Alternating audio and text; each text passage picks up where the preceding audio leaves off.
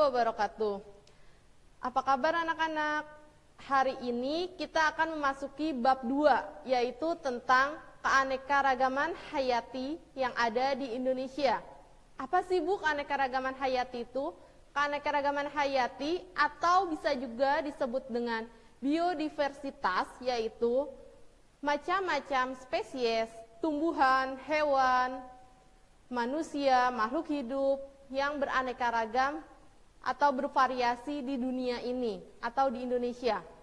Macam-macam keanekaragaman hayati nanti kita akan membahasnya menjadi 3, yaitu keanekaragaman hayati tingkat gen, keanekaragaman hayati tingkat jenis, dan keanekaragaman hayati tingkat ekosistem. Nah, di dalam keanekaragaman hayati nanti ada persebaran flora dan fauna. Kita akan melihat peta Weber atau garis Weber dan garis Welch. Kalian akan melihat pembelajaran dari PowerPoint berikut ini. Selamat menyaksikan. Keanekaragaman hayati. Ini termasuk bab 2 setelah kalian mempelajari tentang ruang lingkup biologi. Di keanekaragaman hayati ini, kita mempelajari tentang 1. Pengertiannya, 2. Macam-macam, 3. Keanekaragaman fauna di Indonesia, dan keanekaragaman flora di Indonesia, 4. Garis Welch, 5. Garis Weber. Bagian pertama tentang pengertian. Apa sih keanekaragaman hayati? Keanekaragaman hayati adalah keanekaragaman semua spesies tumbuhan, hewan, mikroorganisme, serta proses-proses ekosistem dan ekologis yang ada di suatu tempat. Keanekaragaman makhluk hidup sering juga disebut dengan biodiversitas. Bagian kedua, kita akan mengenal macam-macam keanekaragaman hayati. Dibagi menjadi 3 keanekaragaman hayati. Yang pertama ialah keanekaragaman tingkat gen.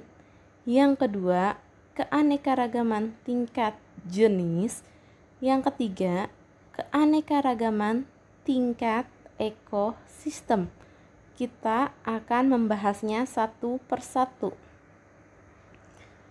Keanekaragaman tingkat gen adalah variasi susunan gen pada satu spesies atau jenis, di mana keanekaragaman gen dalam satu spesies makhluk hidup yang menimbulkan variasi atau varietas. Contoh dari keanekaragaman hayati tingkat gen ialah macam-macam bunga mawar. Bisa kalian lihat di gambar. Ini merupakan keanekaragaman hayati tingkat gen.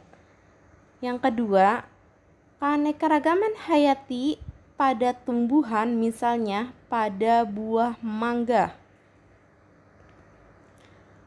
Pada manusia, keanekaragaman hayati tingkat gen yaitu warna bola mata, warna kulit. Bisa juga keanekaragaman hayati tingkat gen pada manusia, misalnya bentuk rambut. Misalnya dalam satu keluarga, ayah dan ibu memiliki bentuk rambut yang berbeda. Nanti anak yang dilahirkan itu tergantung gen dari ayahnya atau dari ibunya, yaitu bentuk rambut ada yang ikal, lurus, keriting, bergelombang. Itu dipengaruhi oleh gen. Yang kedua ialah keanekaragaman tingkat jenis, merupakan adanya perbedaan yang dapat kita temukan pada suatu kelompok maupun komunitas pada berbagai spesies yang hidup di suatu habitat makhluk hidup. Contoh dari keanekaragaman tingkat jenis adalah keanekaragaman tingkat jenis di famili Palmae atau jenis-jenis kelapa. Misalnya ada kelapa pinang, ada lontar, ada pinang merah, ada aren, ada kelapa sawit. Bisa kalian lihat sendiri di gambarnya. Selain dari famili Palmae, ada juga dari keluarga kucing-kucingan atau Felidae. Dia dikelompokkan dalam keanekaragaman hayati tingkat jenis. Keluarga kucing-kucingan ialah harimau, singa, kucing, dan cetah. Selanjutnya adalah keanekaragaman hayati tingkat jenis pada famili kacang-kacangan atau Papilionaceae.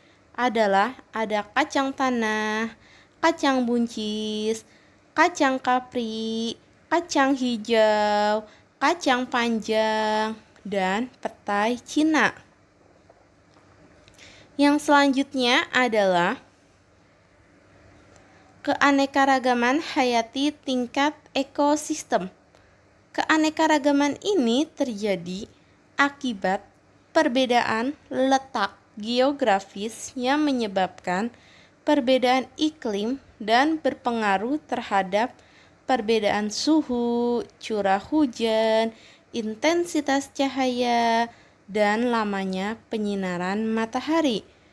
Contoh dari keanekaragaman hayati tingkat ekosistem, misalnya keanekaragaman hayati tingkat ekosistem hutan, terumbu karang, semak belukar, perkebunan, ekosistem laut, dan ekosistem danau.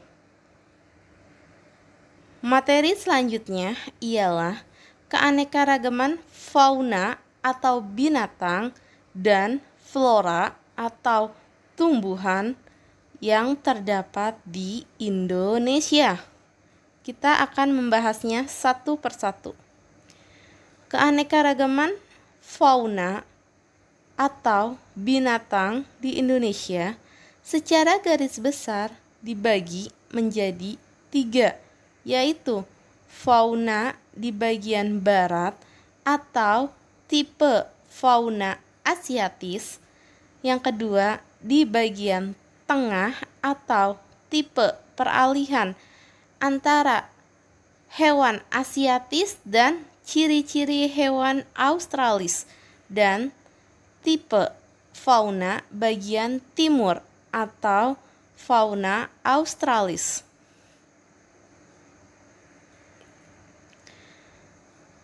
Ciri-ciri binatang atau fauna bagian barat atau fauna asiatis ialah habitatnya atau tempat hidupnya tersebar di Pulau Sumatera, Jawa, Kalimantan, dan Bali.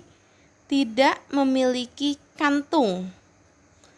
Hewan mamalia memiliki ukuran tubuh yang cukup besar, misalnya seperti badak, gajah, harimau.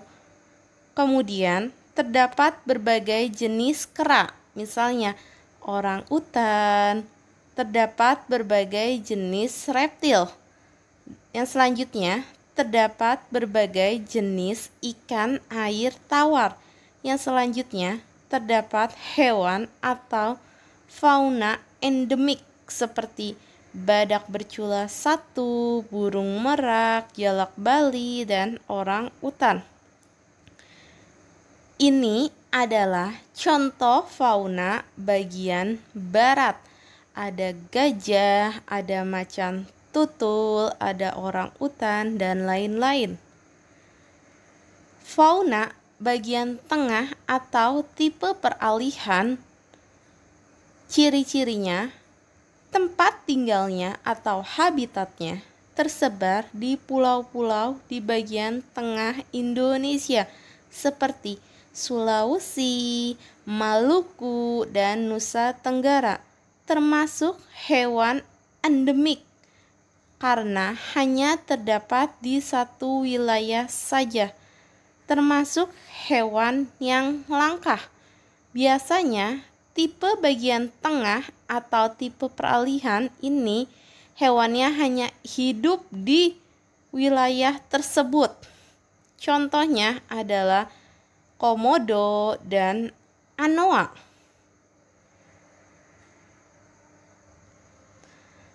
Fauna di bagian timur atau tipe Australis dipengaruhi oleh benua Australia. Ciri-cirinya adalah habitatnya tersebar di Maluku dan Papua.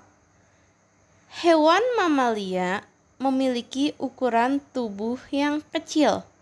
Terdapat berbagai jenis burung dengan warna cerah dan corak yang beragam. Di wilayah ini tidak ditemukan adanya jenis kera atau orang utan.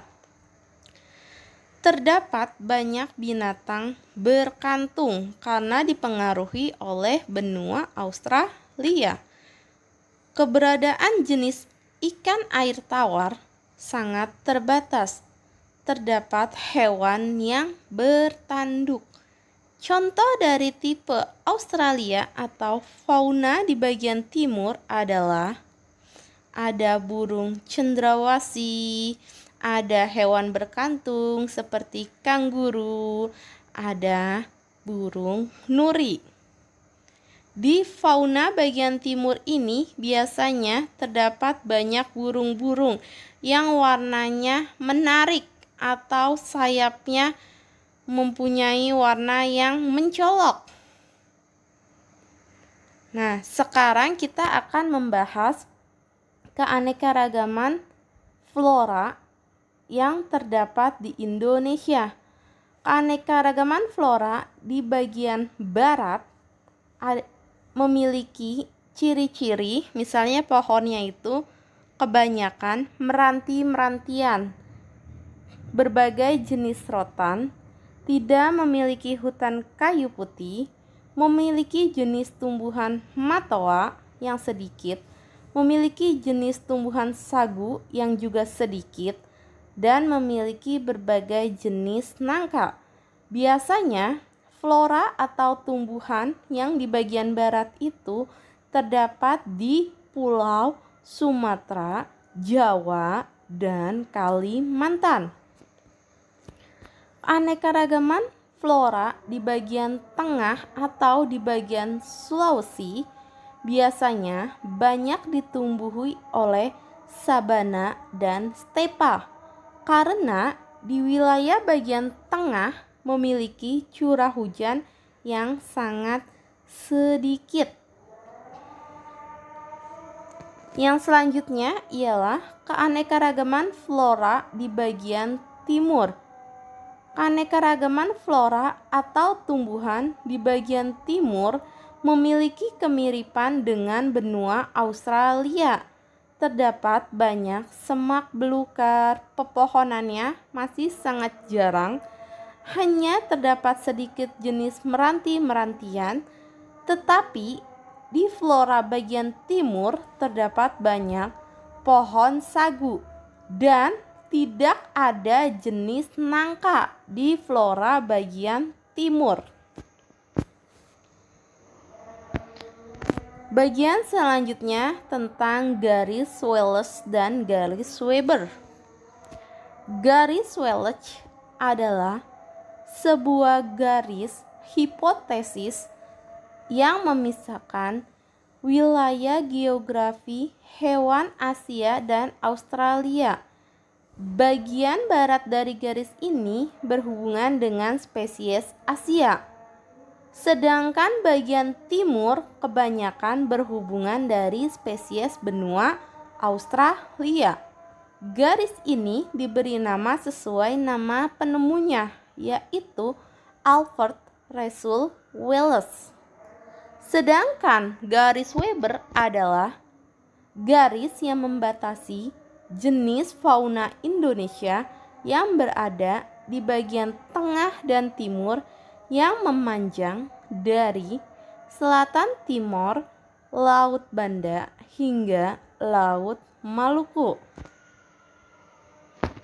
Nah, dari penjelasan tadi tentang keanekaragaman hayati, tingkat gen, jenis, spesies, maupun keanekaragaman flora dan fauna ataupun garis Weber dan Wallace, Ibu sudah menyiapkan kalian 5 soal.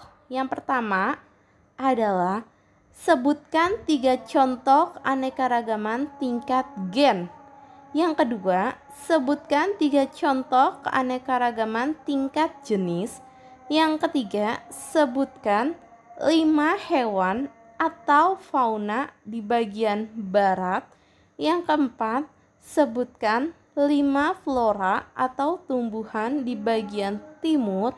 Yang kelima, apakah yang dimaksud dengan garis Weber? Dari soal-soal ini, kalian bisa menuliskannya di buku catatan kalian. Kemudian hasil dari soal ini atau jawaban kalian bisa di-upload melalui Google Classroom. Nah, sekian pembelajarannya. Ibu ucapkan terima kasih.